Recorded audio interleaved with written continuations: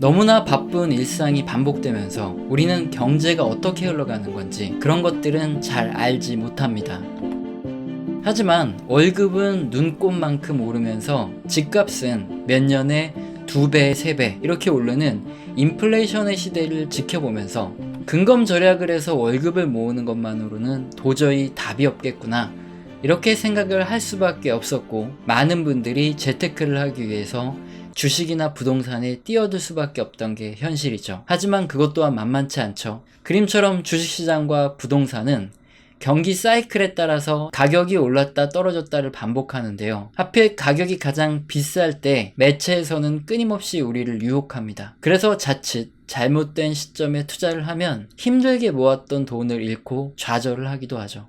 경제는 상승과 둔화, 하강, 회복이 반복됩니다. 우리 채널은 경제가 어떻게 흘러가고 지금은 어디에 있는지를 판단하기 위해서 경제 지표를 열심히 모니터링하고 있죠. 최소한 경기의 정점 부근에서 주식이나 부동산을 매수하는 게 아니라 경기가 회복하는 구간, 저점 구간에서 매수를 할 수 있도록, 그리고 가능하면 고점에서 팔고 나올 수 있도록 경제 상황을 지켜보면서 함께 경험치를 쌓아나가는 채널입니다.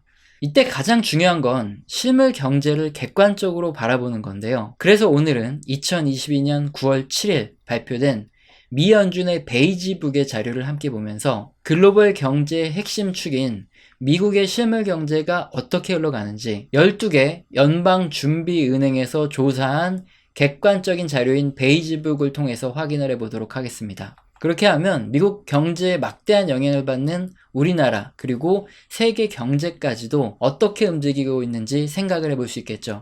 먼저 베이지북은 미국 12개 연방준비은행에서 개별적으로 관할 지역의 경제 상황을 조사해서 발표한 종합자료입니다. 그래서 미국 각 지역의 경제 상황, 이 내용들이 전부 다 나오는데요. 각 연방의 준비은행들은 왜 이렇게 번거롭게 경제 상황을 조사할까요? 첫 번째로 해당 은행의 총재들이 FOMC 회의에 참석을 할 때 그걸 근거로 발표를 하고 기준금리에 대한 투표를 합니다. 그래서 이전 발표 자료와 이번 발표 자료를 비교해보면 실물 경제가 어떻게 변화되는지 쉽게 알 수 있기 때문에 연간 총 8회를 발표를 해줍니다. 베이지북은 각 지역과 미국 전체의 실제적인 경제의 움직임을 판단할 수 있는 이런 자료라는 거죠. 그래서 반드시 확인을 해야 됩니다.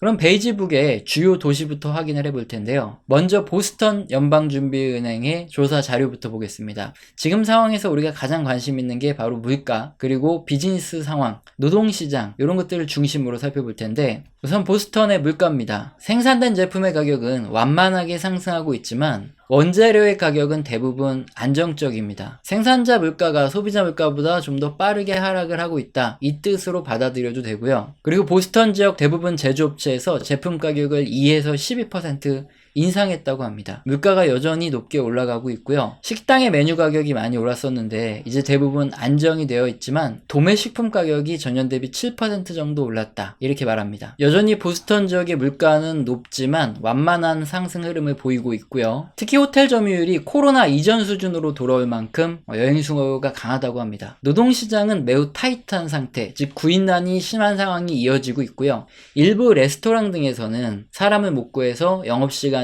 단축하고 있다고 합니다. 뉴욕 연방준비은행의 상황입니다. 물가는 몇 개월 전보다 상승률이 낮아지긴 했다고 합니다. 하지만 광범위하게 여전히 물가는 높아지고 있고요. 건설, 제조, 유통, 레저, 숙박에서 물가가 특히 많이 오르고 있다고 합니다. 여기서도 상승률이 낮아진다는 신호가 나오네요. 고용은 여전히 노동자 부족이 심각한 상황이죠. 금융을 제외한 전 분야에서 임금 인상이 지속되고 있다고 하고요. 주택 판매가 많이 감소하는데 주거용 부동산 임대료 상승이 상당히 높다고 합니다. 다음으로 필라델피아 연준의 자료를 보면 물가는 강한 속도로 계속 오르고 있지만 기업들이 전망하는 3분기 물가 상승, 그러니까 가격 인상폭은 2분기보다는 낮아질 수 있다, 이렇게 전망을 한다고 합니다.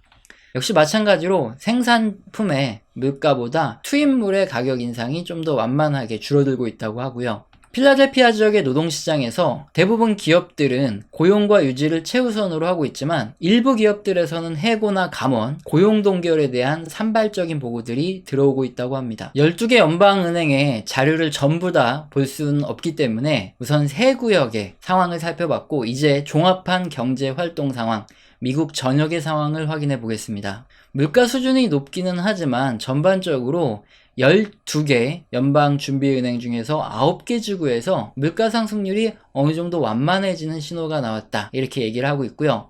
이 부분 때문에 주식시장이 호재로 작용해서 전날 미국 증시가 상승을 했습니다. 노동시장은 여전히 대부분 지역이 타이트한데요. 그러나 좀 이직이 줄어들기 시작하면서 직원 유지율이 높은 상황으로 점점 변해가고 있다 말합니다. 그리고 전반적으로 소비자 지출은 꾸준한 상태고 자동차 판매량은 약간 감소했고요. 대신에 여행 및 레저 등이 상당히 강한 상태, 이런 곳이 많다고 합니다. 다수 지역에서 주택 판매가 감소를 하고 있고요. 반면 주택의 임대 가격은 증가를 하고 있고 사무실 등 이런 상업용 부동산에 대한 수요가 감소를 하고 있다 말합니다. 자, 내용이 굉장히 많기 때문에, 그리고 세세하게 잘 나와 있기 때문에 제가 여기에서 전부 다 그 긴 내용을 설명드릴 수 없어서 핵심만 요약해서 말씀을 드렸는데요. 제가 다 읽어본 이런 느낌으로 봤을 때는 경제활동이 좀 둔화되고 있다, 이런 느낌을 받을 수밖에 없었고, 노동시장은 여전히 대부분 지역에서 타이트하게 잘 나오고 있지만 반면에 주택가격이 전체적으로 감소하는 환경이기 때문에 이번 베이지북의 내용을 봤을 때 그림의 경기 순환에서 정점은 지나고 미국 경기가 둔화 국면에 진입해 있다, 이 사실을 확인할 수 있습니다. 이것은 실물 경제에 대한 이야기고요. 또 주식 부분에 대한 힌트도 어느 정도 얻을 수 있죠. 주식시장에서는 물가 안정에 크게 반응을 하고 주가가 움직이는 이런 부분이죠. 왜냐하면 최근에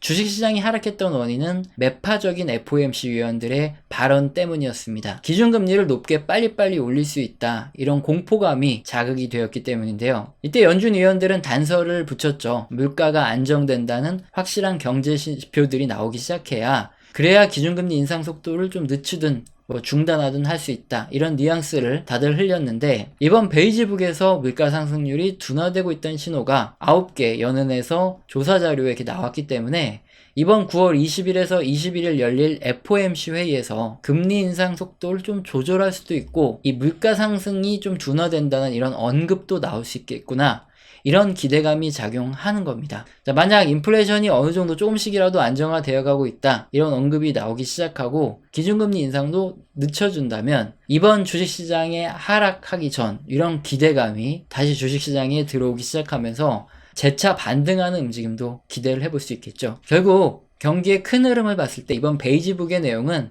미국 실물 경제가 정점에서 둔화로 들어가고 있음을 알려주고 있고요. 주식시장에는 단기적으로 물가 부분에서 괜찮은 호재거리를 던져줬다, 다시 기대감이 높아질 수 있는 이런 호재가 나왔다 보시면 됩니다. 우리 채널에서는 가끔 후원 주시는 감사한 분들이 계십니다. 제가 너무 감사하기 때문에 감사합니다라는 말로 때우지 않고 한 달 교육을 진행 중에 있습니다. 영상 하단에 설명란 읽어보시고 해당되시는 경우에는 반드시 메일 주시길 바랍니다. 오늘 영상도 마음에 드셨다면 구독과 좋아요는 꼭 눌러주시고 지속적인 시청 부탁드립니다. 감사합니다.